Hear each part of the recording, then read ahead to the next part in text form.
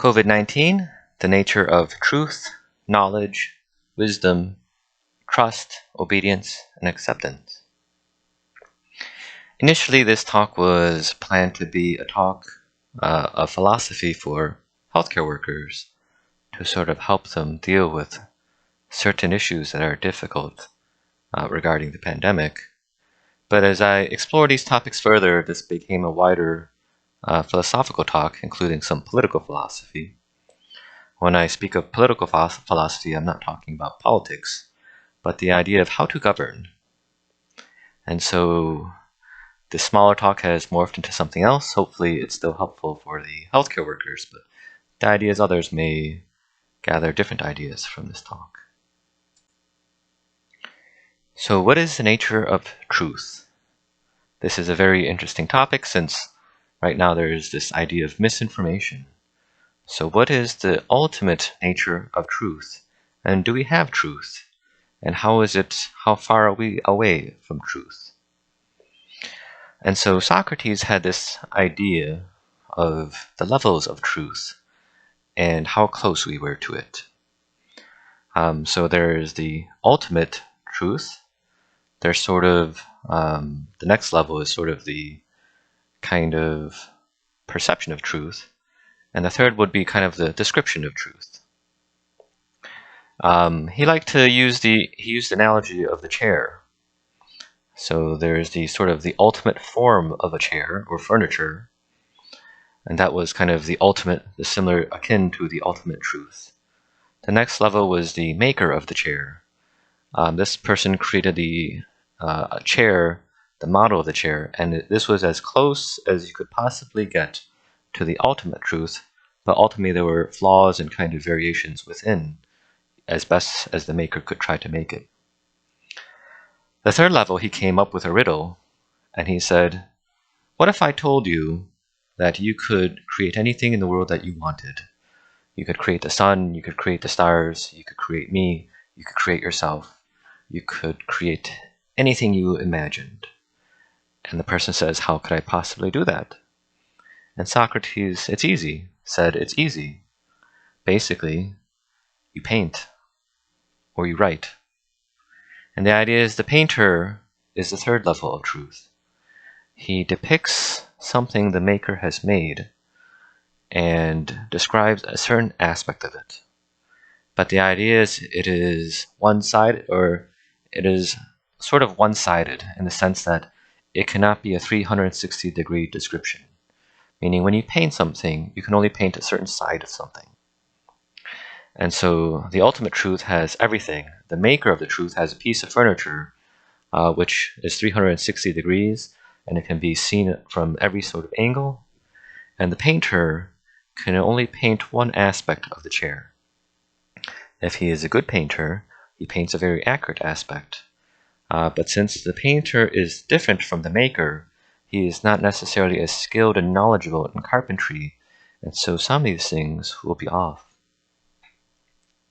Socrates used this analogy of the truth to sort of help people understand the nature of poetry. So the idea, he said, was the poet, when he described all these different things and aspects of life and virtues and warfare and all that kind of thing, it wasn't because the poet was an expert in it. The poet was just someone who was similar to a painter. He could only describe certain things of it. And so the idea when he was talking about Homer and the Odyssey and the Iliad was that even though he talks about generalship, that does not mean Homer was a skilled general. Because he talks about love, it does not mean he kind of knew these things personally. Because he talked about truth and education and all these kind of things, it doesn't mean he was necessarily knowledgeable. He was merely a painter, meaning he could give descriptions, but they weren't necessarily accurate. And so he said you should not rely on him because essentially the painter is a third from the truth. You have the ultimate truth, you have the maker, and then you have the descriptor. And the descriptor is a third from the truth. If you were to apply this to COVID-19, you would say that there is the ultimate truth of COVID-19, sort of the ultimate truth that perhaps only God or someone above knows. You have the maker who is of truth, maker of the picture of the truth, which is sort of like the multiple different researchers. So you took all the different human researchers who were working on COVID-19 and that body of knowledge, you would call them the maker of the truth. And then you have someone who takes an article of what the maker has created and paints it, or he writes it. And basically a newsletter or newspaper or someone who has read, some sort of journal, a medical journal, and this describes one aspect of what the maker has found and created. And so this is a third from the truth. So the idea is what we receive, even as medical professionals, might be considered a third from the truth. And then you have someone who, some news talk person or some sort of talk show person or Joe Rogan, and he reads a newspaper description of that, and he's technically, what he's read is a fourth of the truth, a fourth from the truth. And someone listens to Joe Rogan and they get something that is a fifth from the truth. And so the idea is, who has the ultimate truth? And is it surprising to you that someone who received something that was 6 degrees away from the truth, is it surprising to you that it is not accurate? It is surprising to you that they cannot tell the difference? There's an idea of what is the difference between opinion and knowledge. And so, in general, I would say most everyone holds opinion. Very few people hold knowledge, meaning knowledge is to be a second degree from the truth. You actually have seen and encountered the ultimate truth. And so what you have is knowledge. Everyone else is basically holding opinion. Socrates did say something about right opinion and wrong opinion. And the idea was that if you held right opinion, in all intents and purposes, it was as useful as holding right knowledge. So the image he gave was that right knowledge, right opinion was a beautiful image seen before your eyes, but it had the habit of floating away. And he said right knowledge was that beautiful image, but it was pinned to the ground and could not float away. But for all intents and purposes, if you had right opinion, if your opinion was correct, it was as useful as if you had right knowledge. An example I like to give to help understand this sort of concept is to examine the ideas of what we hold about the Earth being round versus several hundred years ago when they thought the Earth was flat. Meaning you and I, we went to school and they told us that the Earth was round. Several hundred years ago when they went to school, or if they had some sort of tutor or something, whatever was going on back then, someone told them that the Earth was flat. You and I, in reality, it is opinion that we have that the Earth is round. We don't actually know that. And when I say we don't actually know that, it is that we do not personally know that. Neither you nor I have blasted off into space and done a rotation around the world and have personally observed the Earth to be round. Neither you nor I have done astronomy calculations, looking at the rotations of the world and planetary alignment, and have came to the ultimate deduction that the Earth was round. We just hold right opinion because someone else blasted off into space and kind of established that for us. But to understand that what we hold is opinion and not necessarily knowledge. Knowledge comes from being at the second degree of truth, to have experienced it and seen it. There's an interesting dialogue in Plato where Socrates basically sort of duels with a rhetorician. And the rhetorician, I believe it might be Gorgias, the Platonic dialogue, but he talks about his ability.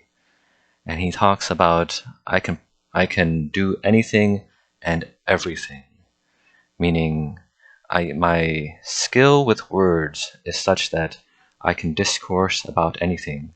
I can discourse about poetry, I can discourse about warfare, I can discourse about medicine or archery or stories or drinking or anything.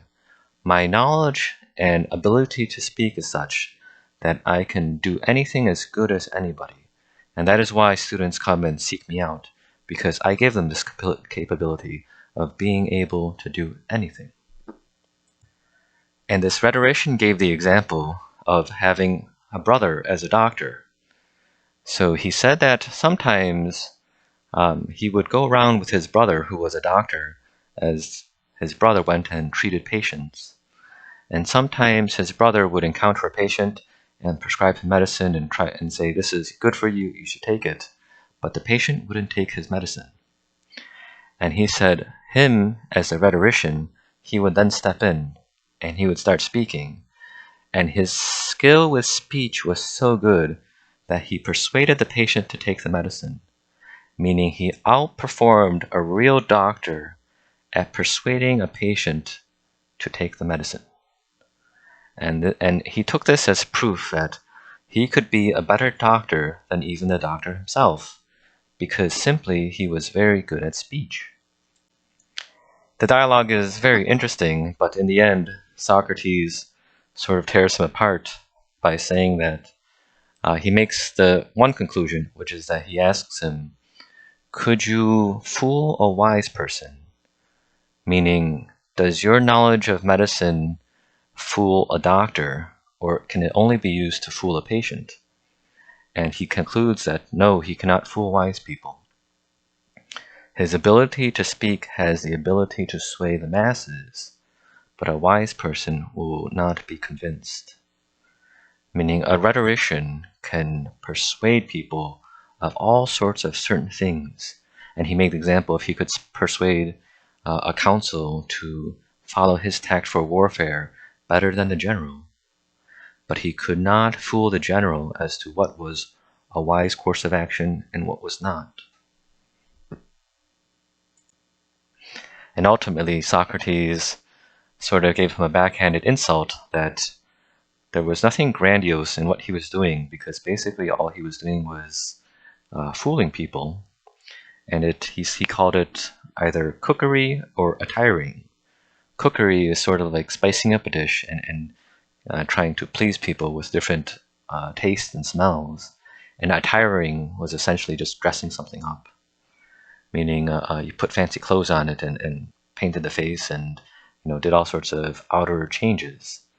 And so he basically said, what your rhetorician skills amount to is basically cookery, and attiring. And the idea is that is what has happened in today's society, where basically people who have the skill of rhetoricians have better skill at convincing people than actual doctors and nurses. And so the idea is if you wish to undo this, you really have to find rhetoricians, and probably the profession which is capable of that are actually lawyers, people who have a skill with words, capable of persuading others. So perhaps instead of sending Dr. Fauci out in public in front of a TV camera and telling him to warn people, we should hire some lawyer or some sort of used car salesman, or some sort of charming person who has a strong skill with words, who can persuade the masses, someone who has a skill with words better than the doctors themselves. Next we come to knowledge and wisdom. So Socrates said that wisdom is knowing what we don't know. So if you knew that you didn't know, you were wise, in the sense that you will always keep looking for what might be the real answer. The worst ignorance was thinking that you knew, because if you thought you knew, you didn't bother to look any further. And so many people who've read about the pandemic or spent 5 minutes or 10 minutes reading the news basically feel they know. And those who stop questioning basically have become ignorant. And the idea is that people who come to you with a certain knowledge, and they're so confident about their knowledge, and yet some of these are the most ignorant people because they don't know that they don't know. One who is wise is at least a little bit more circumspect about what he holds as knowledge. And so what cripples them is not so much the information that they possess. What cripples them is their attachment to what they possess. Something that kind of came out in the research was this idea of cognitive dissonance. And the idea was, this sort of came in a psychological term that came in dealing with people who were in cults or people who kind of followed conspiracy theories. And the idea is they were so attached to what they thought they knew that you could never convince them of anything else. So they talked about cult members who thought the world was going to end, and the world didn't come to an end, but they just came up with a different explanation for what kind of happened. Meaning the more kind of facts that you threw at them, the more they resisted and came up with an alternate kind of reality. So this idea of cognitive dissonance, that the more that whoever is kind of stuck on their truth basically cannot be convinced of anything else. And the more you try to convince them, the more they think you have some sort of malign intent, and they cannot therefore receive what you say. I was going to speak next about dying and sort of how it's kind of impacted everyone. And the idea is healthcare workers have been traumatized by the numbers of people dying and the sort of feeling of helplessness at seeing all those people die. One of the things you had to wonder was, why is it traumatizing for them, and what is the thing that should change so that the process can happen without them being traumatized? And it's basically a sense of expectation. So the idea is, there are people who work in hospice where everyone who's coming to them is essentially dying.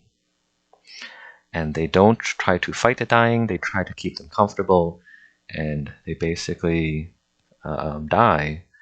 But the idea is that people who work in hospice often have a very great sense of purpose in what they have done, because everything went as they expected it to kind of go.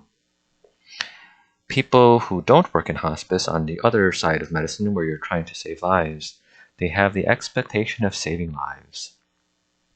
And so all these people who come to them and die, it traumatizes them, not because they were dying, but because they had the expectation that they wanted these people to live. How else would you account for someone who works in hospice for, many, many years, might see tens of thousands of people die, and yet find his work very, very fulfilling? But that someone who works in a regular place and sees, 1,000 people die, is utterly traumatized the rest of his life, seeing all these people die. Part of this is the kind of a sort of false view of death, and like I said in my talk on anxiety, about the fallacy of supreme human agency, meaning personally intervening and determining someone else's fate when it may not be possible. And the other was that having the belief that you are saving lives, when in fact everyone dies at some point in their life.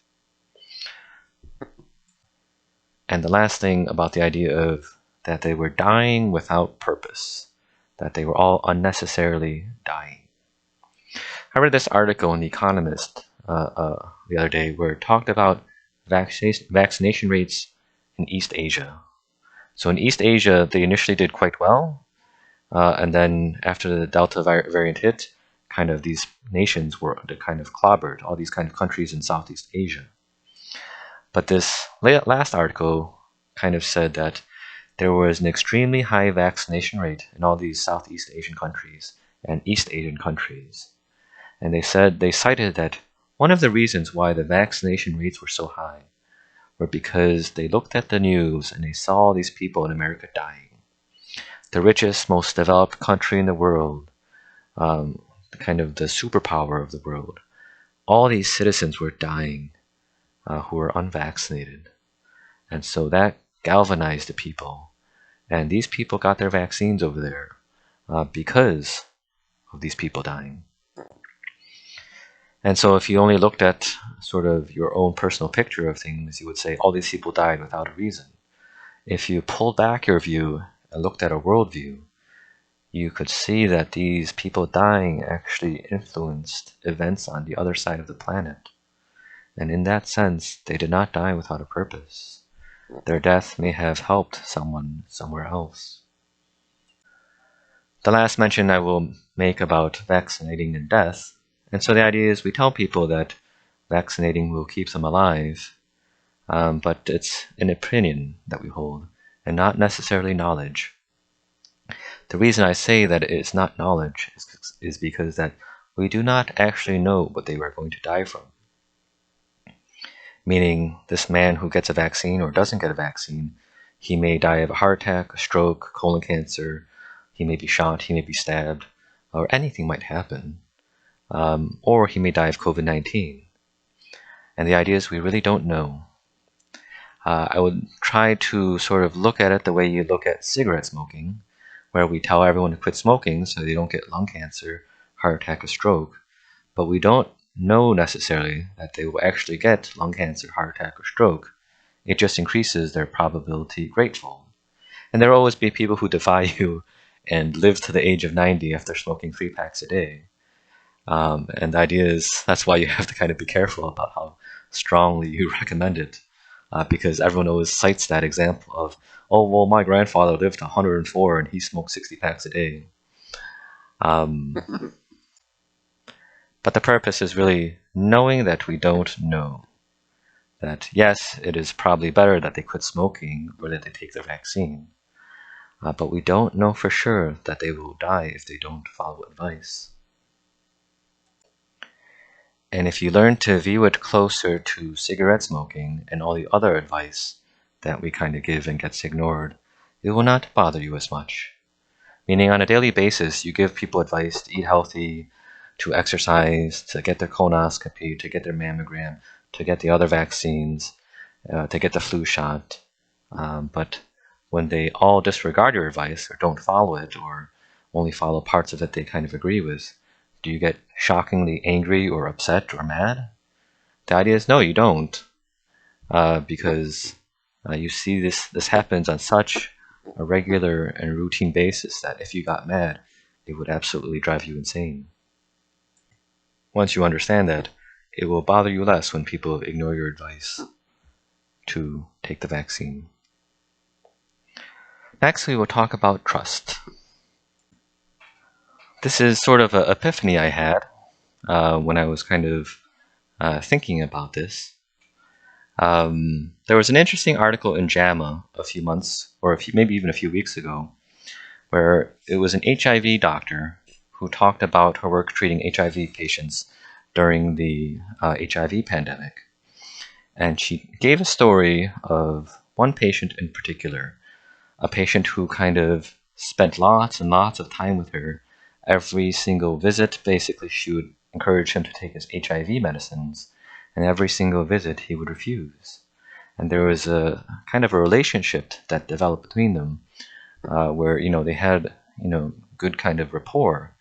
But this patient would never sort of take the medicine. He just didn't believe in it. And so she talks about over and over again as he's getting worse and worse. Months and months are passing, and he just keeps doing worse and worse. And he's approaching death, and still he won't kind of take the medicine. And one day she noticed him in the hospital ward, and he is kind of making friends with the patient next to him. And within an hour or a few hours or a few days, suddenly this patient says, "I'll take the medicine." And he started taking the medicine on his deathbed as he died of HIV. And the doctor was kind of saying she is not sure what this other patient told him. But somehow this patient managed to convince him to take his medicine. And she, in all her expertise, citing all the statistics, citing all the information, side effects, this, and this, and this, could not persuade him to take it. But somehow this other man, who was just lying in his room as a neighbor, was able to convince him. And the question was why? And it was we couldn't understand why this patient took his medicine when this guy said it, but not when the doctor said it. And basically, an epiphany came to me, and this was the nature of trust.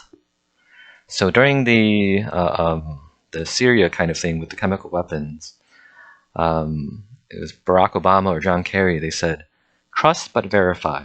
And they were talking about disposing of the chemical weapons. When I actually looked this up on Google, it's actually a Russian proverb, and it was used with Ronald Reagan when they were talking about nuclear disarmaments with, I think, Gorbachev. But it was a Russian proverb that said, trust but verify. But if you actually understand the nature of trust, you would understand that this is actually not a correct statement. The nature of trust is that you don't need to verify. What I mean by that is, if you trust someone and they tell you something, you actually don't verify what they say. You don't need to verify it at all, and the reason you don't need to verify it is because you trust them. That's the whole idea of trust. You don't need to verify. I'll give you an example. Let's say you were in a building and your best friend came to you and she said, the building's on fire, we got to get out of here right now. You would go with your friend and get out of the building. Meaning you wouldn't go and look and see if there was smoke. You wouldn't go listen to see if a fire thing was pulled. You wouldn't try to do any sort of investigation at all. You would trust your friend without any sort of verification, and you would follow what they say. You didn't need any sort of explanation. You didn't need statistics. You didn't need anything, any sort of information at all. This is the nature of trust. If I gave you a different example where you were in a building and a man in a clown suit came up to you and said, the building's on fire, you need to escape and get out right now, you would be a little bit less inclined to believe the man in the clown suit. And you might look around and say, is there anyone else running? Is there any smoke? Is there any sign of fire? Before you decide to believe him. And if your mother told you when you were younger, don't trust people in clown suits, or don't trust people dressed as clowns, when this man came and told you the building was on fire, you would actually probably even ignore him. You would say, get out of my face. I'm not believing you. You are a clown. And this is the nature of trust. And so in the pandemic, the doctors and nurses have become the ones who are wearing clown suits. And people, a certain aspect of the population, no longer trust them. People, on the other hand, that they do trust, they believe them without any sort of verification. And this is the nature of trust. The idea is not that all these people are incorrigible or uncorrectable. I had someone tell me that she was living in Arkansas at the time of the pandemic, and all these people were, kind of pro-Trump and conservative. But she said that all these people all stayed at home. In the beginning, they all kind of obeyed, and they watched the newscasts of Governor Cuomo, and they all hung on every single word he said. And they had such great trust and respect for this man who was leading them out of the pandemic. Now, a year and a half later, they feel differently. But the idea is they were capable of it because at the time they trusted. And at the beginning of the pandemic, during the first few days, there was probably full compliance by almost everyone in the nation. Everyone stayed home. And there was a sort of urging of obedience by people from every political background. Everyone has to do their part. And the idea is there was a strong amount of trust at that time at what was going on and in the authorities, in the medical figures, everything. Everyone was trusting. Now the situation has changed. And so as I came to think about trust more, I actually had an epiphany today about what Confucius said.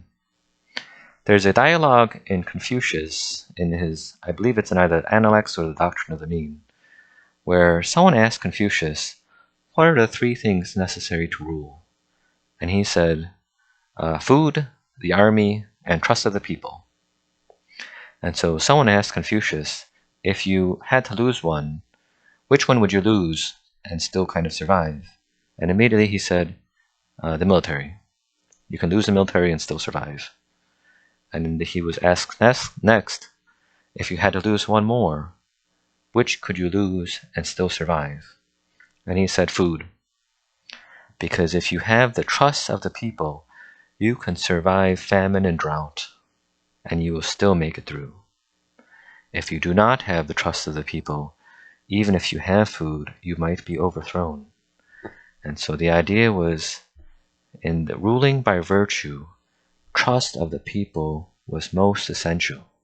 So one of the things that Confucius said for a ruler to do was to be virtuous, and then make your virtue known to everyone. If your virtue was known to everyone, then trust would come. And when trust was there, anything was possible. I felt I saw an example of this in the movie Judas and the Black Messiah. So in that movie, the character of Fred Hampton, he's a Black Panther, kind of fighting against the police. But he builds the Rainbow Coalition. He approaches, the Latin gangs in Chicago.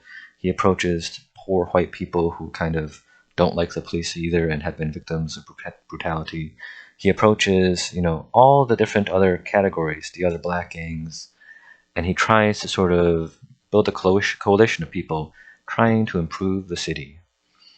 And he has these kind of after-school meal programs. His organization provides childcare. He does all sorts of things for the benefit of the people. And during the conflict with police, basically the police, they're enemies of the Black Panthers because they're kind of fighting and killing each other. But they decide one day they burn down the Black Panthers' headquarters. And so what happened next, I thought was kind of interesting. So he's standing there in the ruins of his headquarters where it was just burned down and everything was lost. All these months and years of kind of building the place up, his whole institution, it was burnt right to the ground. And what happened was that people started to walk in and they said, we'd like to help. And all these people that he kind of helped earlier, they were now repaying it. And so people gathered there and they started to clean things up and start to nail things up and kind of putting wood boards back. And basically, within a very short period of time, when all these people came together and helped him, he basically, this building was restored in a very, very quick fashion. And this really spoke to the power of the people. Meaning, people, we kind of ignore the idea of people as being a resource. But if you have that power of the people, because you have trust, essentially you have a resource which it is difficult to sort of find anything to compete with it. And Confucius mentioned this too. So he talked about when there was a sage king who was in charge and basically he had virtue. He said that sometimes the people executed his will without him even asking them to do it. Meaning they found out that the king wanted something built for a certain purpose, and they started building it without the king even telling them. And the idea is when they trust the king, they will follow and do his will, even without having to be asked to do it. And so you look at kind of Mao and what he said about guerrilla warfare, Mao Zedong, and the idea is that you can swim among the people and you will help with everything. They will hide you, they will provide you with goods and food, and they will help you survive. They will transport you everything. If you had the people on your side, you swam amongst them as like a fish in the sea. This leads me next to the idea of obedience.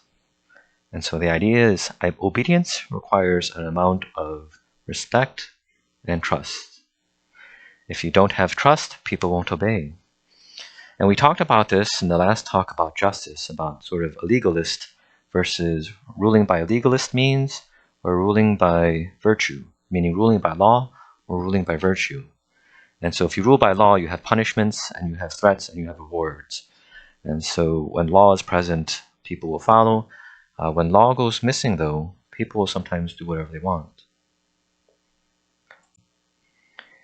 To rule by virtue is to rule with trust. And so you don't require law, people will do the right thing. There is a Confucius proverb. It went something like, when the people on top are upright, the people down below, even if they're not ordered, they will follow and do the right thing. If the people on top are not upright, then the people down below, even if you order them, they sometimes will still disobey. And so the idea is the person on top has to be virtuous, they have to have trust, and they have to have your respect in order for things to go swimmingly. Otherwise, you are trying to rule by law, meaning when you rule by law and law is present, people will follow and obey if the punishments are there to enforce it. If there are not punishments there to enforce it, people won't obey. And if you understand this, you understand that lockdowns do not work without the consent of the people. Meaning there was one point in the pandemic where California had a lockdown, and basically cases kept going up. They had all sorts of business restrictions and things like that, the harshest in the country, and their cases kept going up and up and up. And the idea is lockdowns don't work. One is that they weren't quite enforcing it, meaning your punishments weren't harsh enough. But the second and the most major reason behind it is you did not have the compliance of the people, meaning you did not have the trust of the people. If you had the trust, you wouldn't need punishments and rewards. They would just follow, as they did in the beginning of the pandemic. Which is why, in general, lockdowns, if not enforced, won't be successful. Because they said that basically, instead of eating at restaurants where we're shut down, people just went and had their gatherings in private homes. They just moved it somewhere else. You did not have the ability to stop them from doing that. And so these things happened, and basically COVID kind of exploded regardless. And this here is the idea that without maximum use of force and law, lockdowns are not going to be effective. You don't require that massive use of law and force and punishment and reward if you have the trust of the people. And so there was a person I met who said, when asked about the vaccine, he said his reply was, it kind of stunned me at the time, but he talked about the mismanagement of the border. He said they're letting all these people in with COVID at the border, they're not giving the vaccines, and they're flooding the country with it. And why should I have my personal freedom impinged upon if they're not doing the right thing at the border? Why should I be forced to get a shot if the border is being mismanaged in this way? And I thought to myself, these are separate topics. These are totally different issues. It would be unwise to link your personal health choices to the political actions of the US-Mexico border. But when I kind of thought about it more, the idea was that you cannot get someone angry to obey. You cannot, someone who is angry and does not respect you, they will not obey out of principle and out of ego. Your ego prevents you from obeying. And so the example I like to give of this, which is actually quite humorous, is the idea that sometimes when you have a marital dispute or a family dispute, so if you're mad at your wife, and your wife is someone who always wants you to eat healthy and prevents you from eating bad food or doesn't want you to smoke, the first thing you do is actually to go out and start smoking or to indulge in the things that your wife prevents you from indulging in. So if your wife didn't like you smoking, when you're angry at her and you have a fight, you may actually go smoke. And it's sort of like to piss off your wife or to say, I'm not going to wear your shackles if I am angry at you. A child who is rebellious is going to do the same thing, meaning just to spite you, he will do something that you don't want, even though it's bad for him, because your ego prevents submission. When your ego is angry, you will not accept the shackles of life and compromise that you would normally accept if you were in having good relations with someone. Meaning, eating healthy things is for your own good, but if you see yourself as having to do it because your wife is keeping an eye on you, then when you're angry at your wife, you will refuse to wear these shackles, even though it is for your own personal benefit. The next thing I will comment on is about the nature of justice versus freedom. So I talked about this in my last talk about justice, but that basically democracy was incompatible with justice because justice was incompatible with freedom. Justice, as Socrates defined it, was each person doing what is their own, not taking anything that doesn't belong to them, and not meddling in the things of anything else.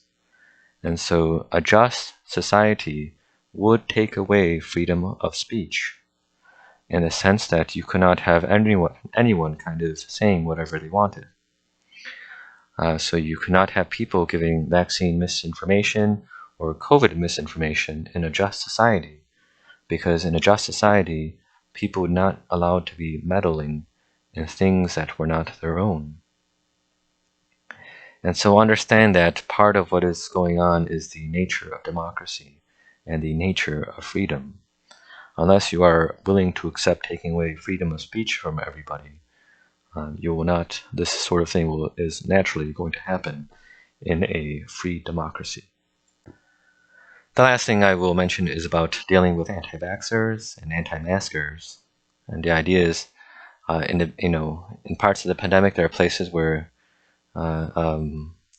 if you wear a mask in public, people who were anti-maskers were going up to them and saying, "Why are you being a sheep? Why are you wearing a mask?" And the idea was to learn a way to find a way in which you would not get angry with these people, because, as I said in one of the other talks, your anger was a source of your suffering. And so the idea is, how do you deal with these sort of things without becoming angry?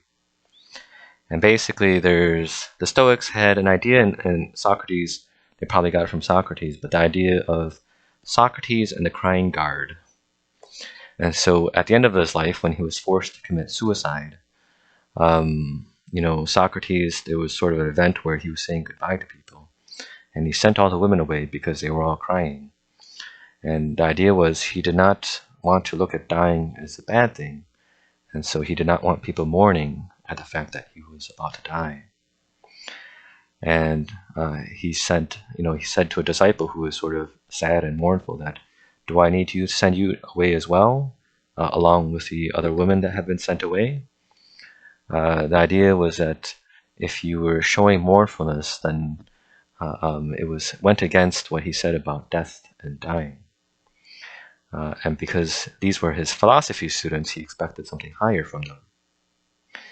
And so at the same time, I believe it was in Epictetus that he talked about this, but he said that he treated lay people in a different manner. He didn't hold them to the same sort of harsh terms that he held his philosophical disciples.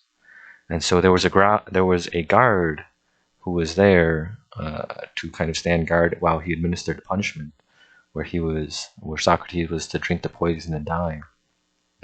And the guard was crying. And so Socrates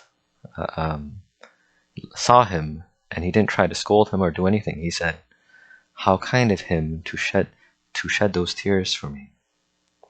When to his own disciples, he said, "If you do this, I'm going to send you away." And this was sort of the idea. So he wasn't harsh on the lay people who could not understand philosophy or these kind of things. He said along the lines of, that which he recommends most, that which he thinks best, he recommends to me also, and for that I excuse him. That which he thinks best, he recommends for me also, and for that I excuse him. So the crying guard thought it best to fear death, and because of that he showed his tears to Socrates. And even though Socrates did not think that was best, because he was a layperson and did not mean anything bad from it, for that, I excuse him. What he thinks best, he recommends to me, and for that, I excuse him. So if someone comes up to you and says, "Why are you wearing a mask? Why are you a sheep?" That which he thinks best, he recommends to me also, and for that, I excuse him. So there's an idea in Stoicism that whoever can trigger your anger has the ability to be your master, and that one who achieves an ultimate freedom is free of masters and cannot be angered by someone else. This will conclude my talk. Suggested reading. I believe the dialogue was Gorgias, Plato. I believe Protagoras is also going to be similar. Another dialogue where these kind of things are discussed. The Plato's Republic, if you haven't read it yet, and some of the other sources I already recommended in previous talks. If you benefited from my talk, I ask that you do one good deed in return. One good deed. The deed is not bound by size, only by sincerity. Thank you for listening.